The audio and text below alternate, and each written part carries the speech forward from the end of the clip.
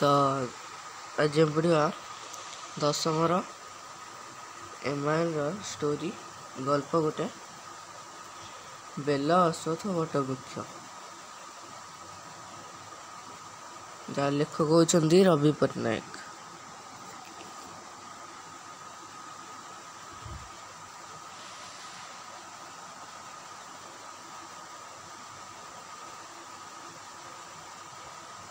ତ ଆଜି ଆମେ ପଢ଼ିବା ବେଲ ଅଶ୍ୱତ୍ଥ ବଟବୃକ୍ଷ।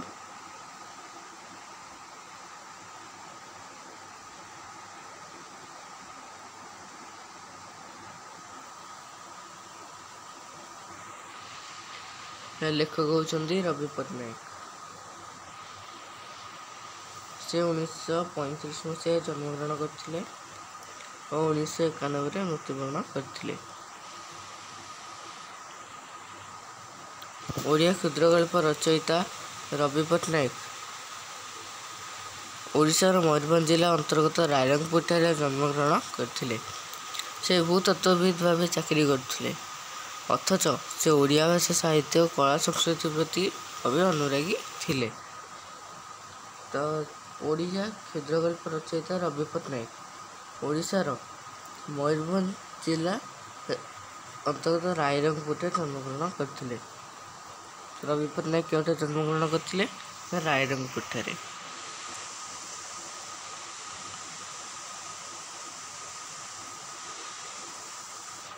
ଜୀବନରେ ମୂଲ୍ୟବୋଧ ଓ ସାମାଜିକ ଆଦର୍ଶ ପ୍ରତି ଗୁରୁତ୍ୱ ତାଙ୍କ ରଚିତ କ୍ଷୁଦ୍ରଗଳ୍ପ ଗୁଡ଼ିକର ମୁଖ୍ୟ ଭାବବାଣୀ ଅଟେ।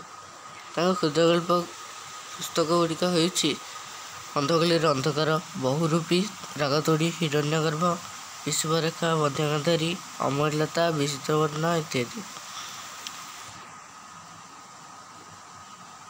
ଅନ୍ଧଗଳିର ଅନ୍ଧକାର, ବହୁରୂପୀ, ରାଗତୋଡ଼ି, ହିରଣ୍ୟଗର୍ଭ, ବିଷୁବରେଖା, ମଧ୍ୟଗାନ୍ଧାରୀ, ଅମରଲତା, ବିଚିତ୍ରବର୍ଣ୍ଣ ଇତ୍ୟାଦି ଏହା ରବି ପଟ୍ଟନାୟକଙ୍କର କ୍ଷୁଦ୍ର ଗଳ୍ପ ତାଙ୍କର ଏଗୁଡ଼ା ସବୁ। ହିରଣ୍ୟଗର୍ଭ ପୁସ୍ତକଟି ଓଡ଼ିଶା ସାହିତ୍ୟ ଏକାଡେମୀ ତରଫରୁ 1984ରେ ପୁରସ୍କୃତ ଓ ମଧ୍ୟଗାନ୍ଧାରୀ ପାଇଁ ତାଙ୍କୁ ମରଣୋତ୍ତର ଶାରଳା ପୁରସ୍କାର 1991ରେ ପ୍ରଦାନ କରାଯାଇଥିଲା।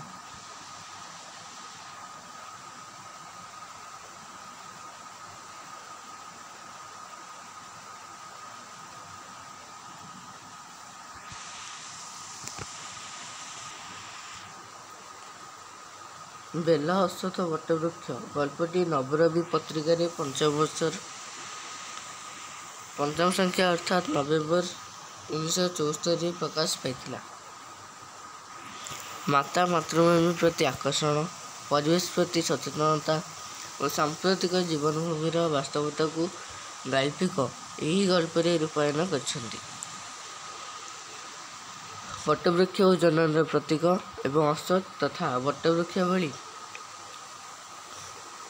ପବିତ୍ର ବୃକ୍ଷକୁ ତହିଁରୁ ସ୍ପଷ୍ଟ ସ୍ୱଭାବ ଭାବେ ଦର୍ଶାଯାଇଛି। ବାତ୍ସଲ୍ୟ ଓ ମାତୃତ୍ୱର ମହାନତା ପ୍ରସଙ୍ଗକୁ ହୃଦୟସ୍ପର୍ଶୀ କରିଛି। ତ ଏବେ ଗଳ୍ପକୁ ଆସିବା। ବସ୍ ଷ୍ଟାଣ୍ଡରେ ପହଞ୍ଚିଲା ବେଳକୁ ସରକାରୀ ବସ୍ଟି କେତେବେଳୁ ଛାଡ଼ିଦେଲାଣି। ସେଥିରେ ଯାଇଥିଲେ ସିଧାସଳଖ 9ଟା ବେଳକୁ ଗାଁରେ ପହଞ୍ଚିଥାନ୍ତେ।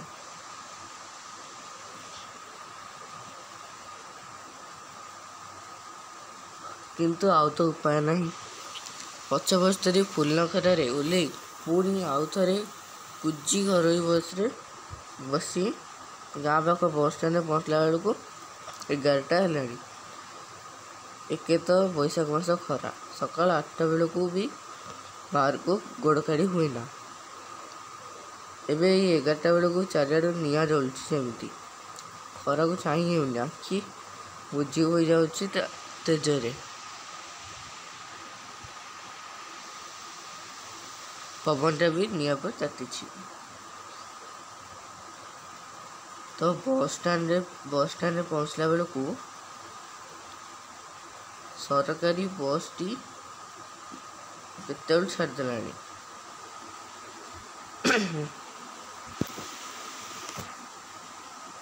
ସେଇ ବସ୍ ଯାଇଥିଲେ, ସରକାରୀ ବସ୍ରେ ଯାଇଥିଲେ, ସେ ଗାଁରେ କେତେବେଳେ ପହଞ୍ଚିଥାନ୍ତେ ନା 9ଟା ବେଳେ ପହଞ୍ଚିଥାନ୍ତେ।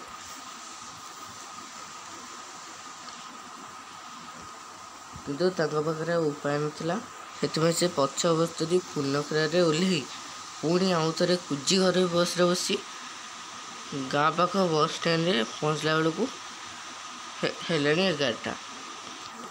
ଏକେ ତ ବୈଶାଖ ମାସ ଖରା, ଏବେ ତ ବୈଶାଖ ମାସ ଖରା, ସକାଳ 8ଟା ବେଳକୁ ବି ବାହାରୁ ଗୋଡ଼ କାଢ଼ି ହୁଏନା, ଖରାରେ ବାହାରୁ ଗୋଡ଼ କାଢ଼ି ହୁଏନା 8ଟା ବେଳକୁ।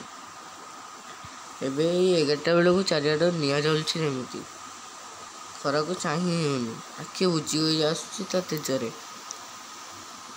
ପବନଟା ବି ନିଆଁ ପରି ତାତିଛି।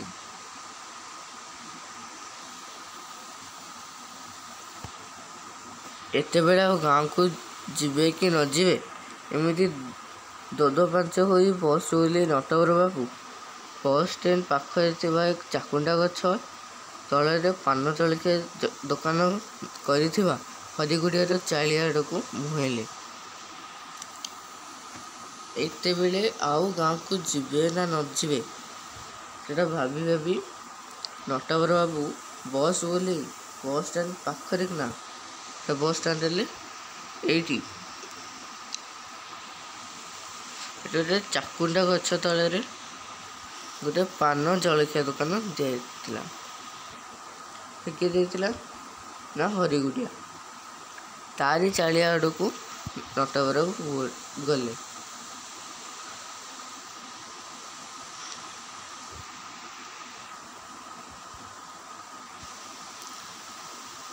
ଝାଟିମାଟି କାନ୍ଥ, ଉପରେ ତାଳ ବରଡ଼ାର ଛପର, ଦରଆବୁଜା ହୋଇ ରହିଛି ଡାଳ ବରଡ଼ାର ତାଟି, ଚାଳିଆ ଆଗରେ ଖୁଣ୍ଟ ଦିଟା ପୋତି ତା ଉପରେ ଖଣ୍ଡିଏ ଦରଚଞ୍ଚା ପଟାପିଟା ଦିଟା ବେଞ୍ଚ। ଖରା ରାତିରେ ସେଇଟା ଗରମ ହୋଇ ରହିଛି, ସେଥିରେ ଟିକେ ହାତ ମାରି ଦେଉ ଦେଉ ଚାଉଁକିନା ଲାଗିଲା ହାତକୁ। ନଟବର ବାବୁ ଦରଆବୁଜା ତାଟି ଫାଙ୍କ ଦେଇ ଅନେଇଲେ ଭିତରକୁ। ଖଣ୍ଡିଏ ଦରଭଙ୍ଗା ବଡ଼ ବଡ଼ ଟେବୁଲ, ତା ଚାରିପଟେ ସେମିତିକା 2-4ଟା ଚେୟାର, କୋଉଟାର ହାତ ନାହିଁ। ସେ କଣକୁ ପଡ଼ିଛି ଖଣ୍ଡିଏ ବେଞ୍ଚ, ଏ ପାଖରେ ଥାକ ହୋଇ ଥିବା କାଠର ଖଣ୍ଡିଏ ଆଲମିରା, ସେ ଥାକ ଉପରେ ସିଲଭର ଥାଳିଆ ଆଉ ବାଉଁଶ ପାଛିଆରେ ସକାଳୁ ହୋଇଥିବା ବାସି ବରା, ଗୁଲଗୁଲା, ପକୁଡ଼ି ଓ ବୁନ୍ଦିଆ ମିଠେଇ ସଜେଇ ହୋଇ ରହିଛି। ତଳକୁ ଗୋଟେ ଖୋଲା ମୁହଁ ଡେକ୍ଚି, ଉପରେ ଚିନିସିରା, ଭିତରେ ଭାସୁଛି 4-6ଟା ରସଗୋଲା। ସିଲଭର ଚଟୁ ଉପରେ ଚିନିସିରା ଲାଗି ଶୁଖି ଯାଇଥିବା ଜାଗାଟିରେ ଦଳ ଦଳ ମାଛି ଫଣ ଫଣ। ଖଣ୍ଡିଏ ଛିଣ୍ଡା ସପା ଉପରେ ନାଲି କରିଆ ଖଣ୍ଡେ ପିନ୍ଧି ହରିଗୁଡ଼ିଆ ଗୋଟେ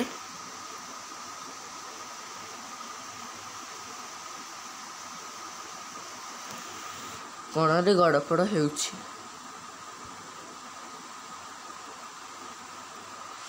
ବାସନ୍ତୁଆ ଟୋକାଟା ବେଞ୍ଚ ଉପରେ ଲମ୍ବପମ୍ବ ହୋଇ ପଡ଼ିଛି।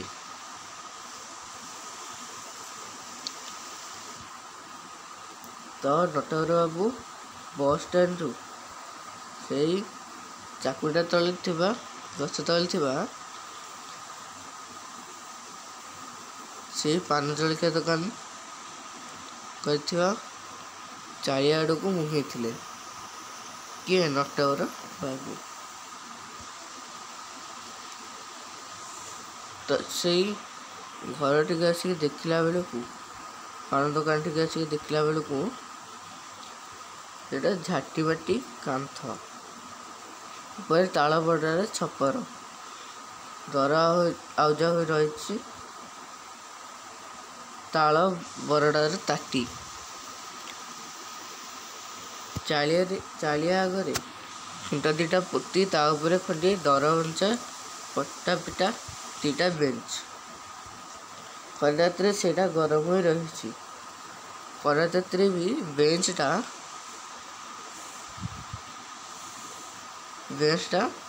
ପୁରା ଗରମ ହୋଇ ରହିଛି। ସେଥିରେ ଟିକେ ହାତ ମାରି ଦେଉଣୁ ଚାଉଁକିନା ଲାଗିଲା ହାତକୁ। ତ ଲେଖକ କ'ଣ କରୁଛନ୍ତି, ସେଥିରେ ହାତ ମାରିଛନ୍ତି, ତାକୁ ସେଟା ଚାଉଁକିନା ଲାଗିଛି। ଏ ଲେଖକ ହେଉଛି ନଟବର ବାବୁ। ନଟବର ବାବୁ ଦରଆଉଜା ତାଟି ଫାଙ୍କ ଦେଇ ଅନେଇଲେ ଭିତରକୁ। ତ ନଟବର ବାବୁ ଦରଆଉଜା ତାଟି ଫାଙ୍କ ଦେଇ ଭିତରକୁ ଦେଖିଲେ। ଖଣ୍ଡିଏ ଦରଭଙ୍ଗା ନଡ଼ବଡ଼ା ଟେବୁଲ, ତା ଚାରିପଟେ ସେମିତିକା 2-4ଟା ଚେୟାର, କୋଉଟାର ବି ହାତ ନାହିଁ।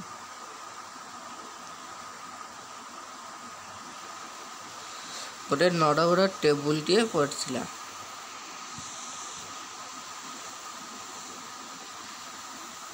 ତା ଚେୟାର ମଧ୍ୟ ପଡ଼ିଥିଲା। ଚିତ୍ର ହଉନି, ସେ ଚେୟାର କୋଉଟାରେ ବି ହାତ ନଥିଲା। ଯାହା ହେଲା ଆଉ। ତାପରେ ଏ ପାଖରେ ଥାକ ହୋଇଥିବା କାଠର ଖଣ୍ଡିଏ ଆଲମିରା,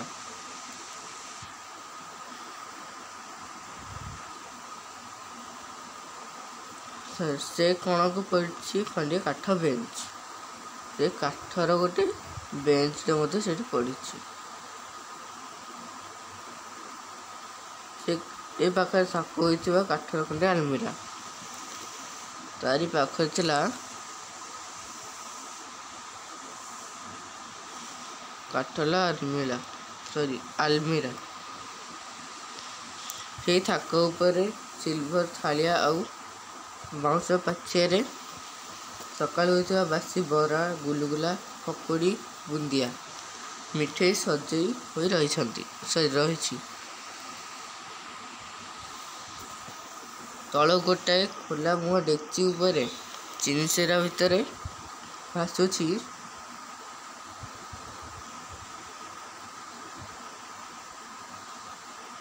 ଏ ଭିତରେ ଭାସୁଛି 4-6ଟି ରସଗୋଲା। ସିଲଭର ଚଟୁ ଉପରେ ଚିନିସେରା ଲାଗି ଶୁଖି ଯାଇଥିବା ଜାଗାଟିରେ ଦଳ ଦଳ ମାଛି ଭଣ ଭଣ। ଏଠି ମାଛି ବେଶୀ ହେଇଛନ୍ତି। ଯେଉଁ ଶୁଖିକି ରହୁଛି ଜିନିଷଟା, ଏଠାରେ ବେଶୀ ମାଛି ବୁଲୁଛନ୍ତି। ତା ନଟବର ବାବୁ ଦେଖିଛନ୍ତି।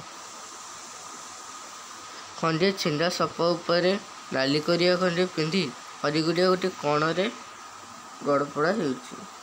ବାସନ୍ତୁଆ ଟୋକାଟା ବେଞ୍ଚ ଉପରେ ଲମ୍ବ ଫମ୍ବ ହୋଇ ପଡ଼ିଛି। ତ ହରିଗୁଡ଼ିଆ ଘର ଭିତରର ଗୋଟେ କଣରେ ଶୋଇଛି, ନାଲି କରିବା ପିନ୍ଧିକି ଶୋଇଛି। ଆଉ ଯେ ବାସନ୍ତୁଏ, ସେ ଗୋଟେ ବେଞ୍ଚ ଉପରେ ଲମ୍ବ ଫମ୍ବ ହୋଇ ଶୋଇଛି।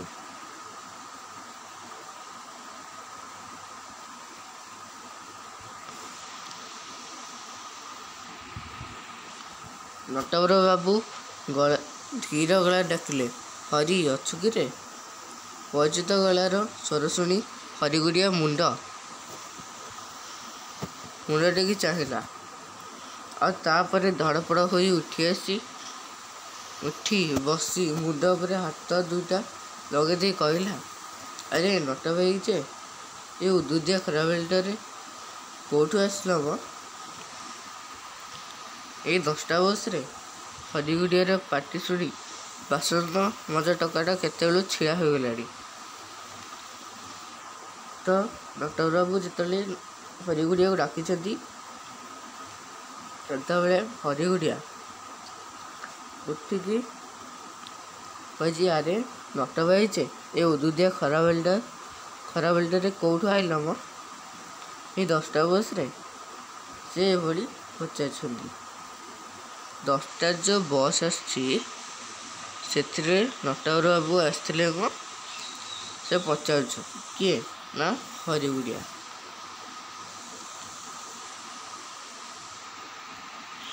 ଭିତରକୁ ପଶି ଆସି ନଡ଼ବଡ଼ ଚେୟାର ଉପରେ ବସି ପଡ଼ୁ ପଡ଼ୁ କହିଲେ, ହଇରେ ଏଇଟା ମନ୍ଦେ ପାଣି ଆଣିଲୁ, ଶୋଷରେ ତଣ୍ଟି ଅଠା ଅଠା ହୋଇଗଲାଣି। हाँ परा। ଆଉ କହନା ସକାଳ ବସ୍ଟା ଫେଲ୍ ହେଲି, ବାଧ୍ୟ ହୋଇ ପଛ ବସ୍ଟାରେ ଆସିଲି।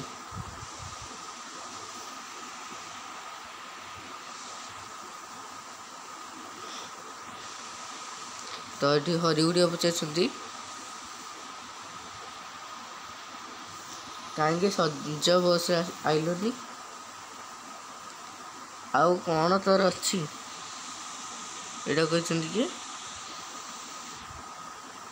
ନଟବର ବାବୁ।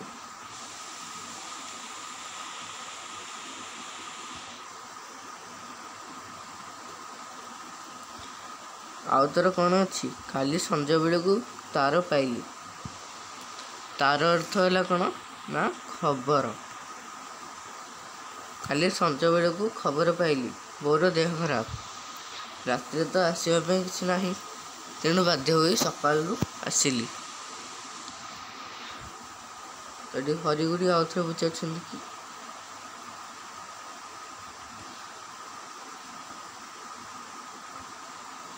କ'ଣ ହୋଇଛି?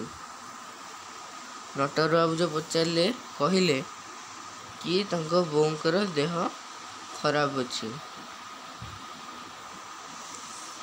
ଦେହ ଖରାପ ଅଛି ତ ହରିଗୁଡ଼ିଆ ପଚାରିଛି କ'ଣ ହେଇଛି ତାଙ୍କର।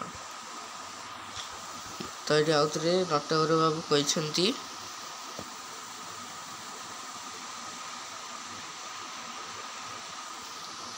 କିଛି କ'ଣ ଜଣା ଅଛି କିରେ? ଖାଲି ତାର, ଖାଲି ଖବର, ଶୀଘ୍ର ଆସ। ଏନେ ପୁଣି ଗାଁକୁ ଯିବ ଏତେ ଖରାଟାରେ? ନ ଯାଇ ଚାରା ନାହିଁ। ଫେର ଯଦି ଏ ଭିତରେ କ'ଣ ନା କ'ଣ ହୋଇଯାଏ ସେତେବେଳକୁ ଆଉ ଛି, ଏ କାଳ କଥା ଆଉ ତୁଣ୍ଡରେ ଧରୁ ନାହିଁ, କହିଛନ୍ତି ହରିଗୁଡ଼ିଆ। ତୁ ତ ଜାଣୁ ହରି, ମନଟା କାଲି ସଞ୍ଜଠୁ ଏମିତି ପାପ ଛୁଉଁଛି, ରାତିସାରା କାଲି ଶୋଇପାରିଲିନି। ହଉ ଏଥର ଉଠେ।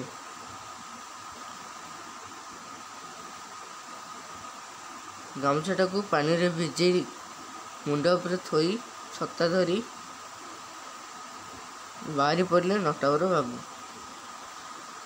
ଚାକୁଣ୍ଡା ଗଛ ତଳେ ଥିବା ପାନ ଜଳିକା ଦୋକାନରୁ ନଟବର ବାବୁ ଚାଲିଲେ ଗାଁକୁ।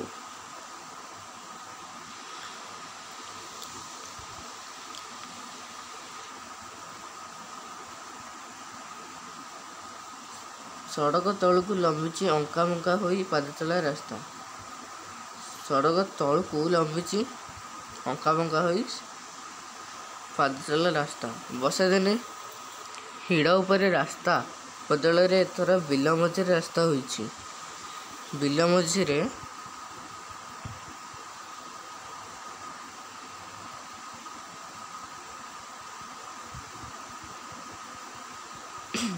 ଏ ବିଲ ମଝିରେ ରାସ୍ତା ହୋଇଛି।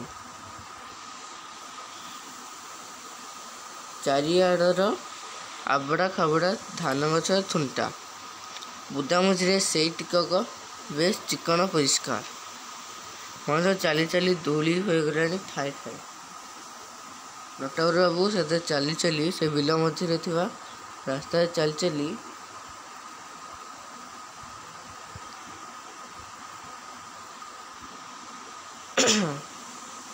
ଚାଲି ଧୂଳି ହୋଇଗଲେଣି ଠାଏ ଠାଏ। ଖରା ତେଜରେ ଚାରିଆଡ଼ ଧାଉଁ ଧାଉଁ ଜଳୁଛି। ଦୂରକୁ ଚାହିଁ ହେଉନି। ଆଖି ପତା ବୁଜି ହୋଇ ଆସୁଛି ଖରା ତେଜରେ। ନିଆଁ ବର୍ଷୁଛି ଯେମିତି। ପବନଟା ଚୁଲି ମୁଣ୍ଡର ପବନ ପରି ତାତିଛି। ଦେହ ହାତ ପୋଡ଼ି ଯାଉଛି ଗରମରେ।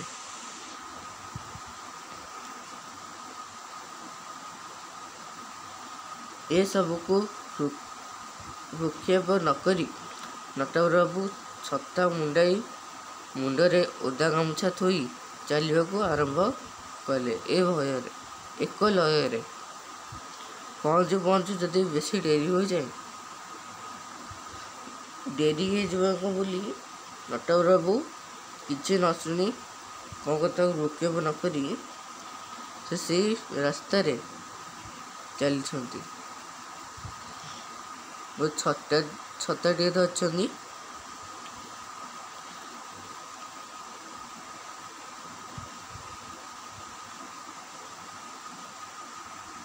ସେ କାହାକୁ ଭ୍ରୂକ୍ଷେପ ନ କରି ସେ ବିଲମଝିରେ ଥିବା ରାସ୍ତାରେ ଚାଲିଛନ୍ତି।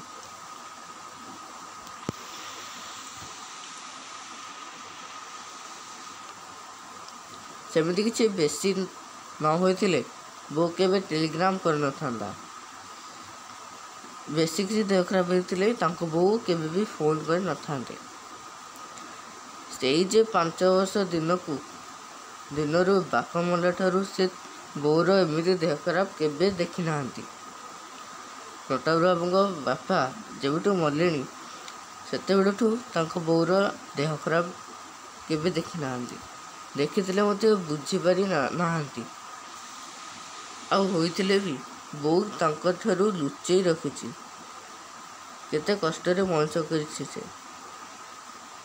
ସବୁ ଦୁଃଖ ଅଭାବ ଦୈନ୍ୟ ସତ୍ତ୍ୱେ ସେ ତାଙ୍କରି ମୁହଁକୁ ଚାହିଁ ସିଧା ସଳଖ ଛିଡ଼ା ହୋଇ ତାଙ୍କୁ ପାଠ ପଢ଼େଇଛି, ମଣିଷ କରିଛି, ବାହା କରିଛି।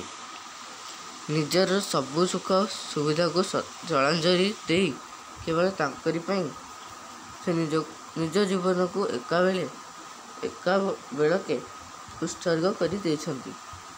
କେବେ ହେଲେ ତାଙ୍କୁ କିଛି ମାଗି ନାହିଁ, କେବଳ ଦେଇ ଯାଇଛି।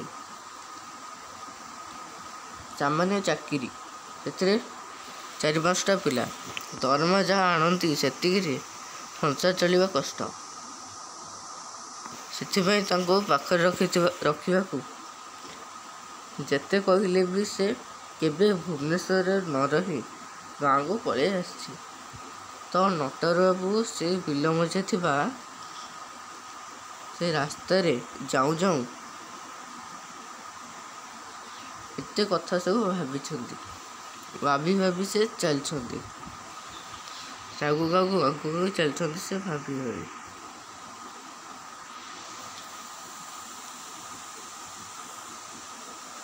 ଭାଗ ଚାଷ ଜମିରୁ ଧାନ ଆଦାୟ କରି ଚାଉଳ କରି ତାଙ୍କ ପାଖକୁ ପଠେଇଛି। ପିଲାମାନେ ସୁଖରେ ରହିବେ ବୋଲି ଆଜି ମୁଗ 2ଟା, କାଲି ବିରି, ପରଦିନ ବଡ଼ି, ନଡ଼ିଆ, ଚିନାବାଦାମ ସବୁ ଗୋଟି ସଜେଇ ନିଜେ ଦେଇ ଆସିଛି। ଆଉ ସେ ତା ପାଇଁ କ'ଣ କରିଛି? କିଛି ନାହିଁ। କେବଳ ନିଜ ସ୍ତ୍ରୀ ପିଲାଜିଲାଙ୍କ ପାଇଁ ସବୁ କିଛି କରିଛନ୍ତି। ଆଶ୍ଚର୍ଯ୍ୟ, ମଣିଷ ଜାତିଟା ଏତେ ଅକୃତଜ୍ଞ। ପଛକୁ ଫେରି ଚାହେଁନା, ଖାଲି ଆଗକୁ ଦେଖେ। ଖାଲି ମଣିଷ କାହିଁକି, ସବୁ ପକ୍ଷୀ ଗଛଲତା ପ୍ରାଣୀ ଜଗତର ନିୟମ ଏଇଟା, ପ୍ରାକୃତିକ ନିୟମ। ସୃଷ୍ଟିର ଲୀଳା ଅକ୍ଷୁଣ୍ଣ ରଖିବାକୁ ଗଛ ଯଦି ତାର ପୁରୁଣା ପତ୍ର ଗୁଡ଼ାକୁ ସବୁବେଳେ ନିଜର ଭାବିବାକୁ ଚାହେଁ, ତେବେ ସେ କିପରି ସୃଷ୍ଟି କରିବ ନୂତନ ପତ୍ର, ନୂତନ ଫୁଲ, ନୂତନ ଫଳକୁ? ଅକୃତଜ୍ଞ ବୋଧ ହୁଏ ସେଥିପାଇଁ ଏତେ ସ୍ୱାଭାବିକ।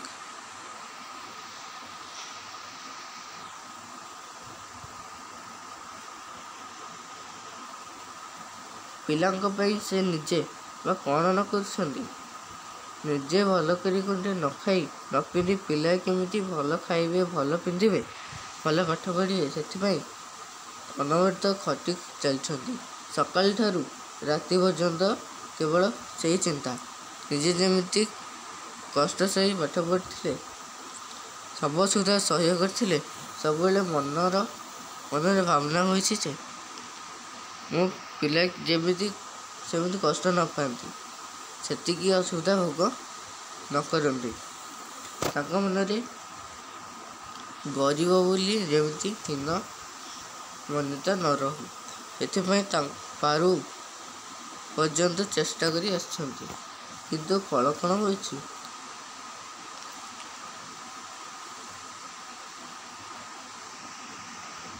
ବୋଉର ସ୍ୱାର୍ଥ ତ୍ୟାଗ ଓ ଆତ୍ମୋତ୍ସର୍ଗ ସାଙ୍ଗେ ସାଙ୍ଗେ ନିଜର ବି ଥିଲା ପ୍ରଗାଢ଼ ଚେଷ୍ଟା। ସେତେବେଳର ଶିଶୁ ମନ ନେଇ ବୋଉକୁ ସୁଖରେ ରଖିବାର ଦୃଢ଼ ପ୍ରତିଜ୍ଞା। ସେଇଥିପାଇଁ ସେ ଯାହା ହେଉ, ବଡ଼ ନାହିଁ ହେଉ ପଛେ ସାଧାରଣ ଭାବେ ବଞ୍ଚିବାର ପାଥ୍ୟ ସଂଗ୍ରହ କରି ପାରିଛନ୍ତି। ତ ନଟବର ବାବୁ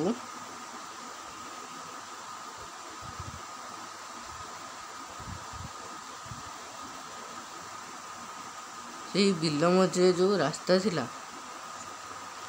ବିଲ ମଝିରେ ଯେଉଁ ରାସ୍ତାଟା ଅଛି, ସେଇ ରାସ୍ତା ଭିତରେ ଯାଉଁ ଯାଉଁ ଏତେ କଥା ସବୁ ଭାବିଛନ୍ତି।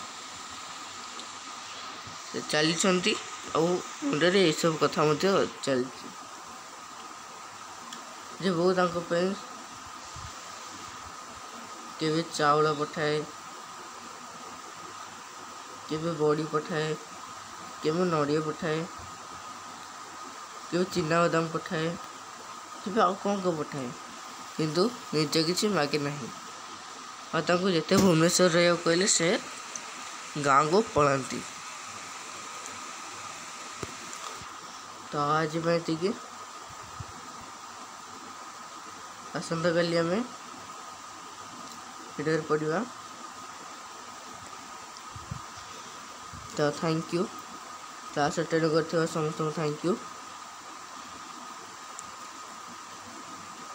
Please left please.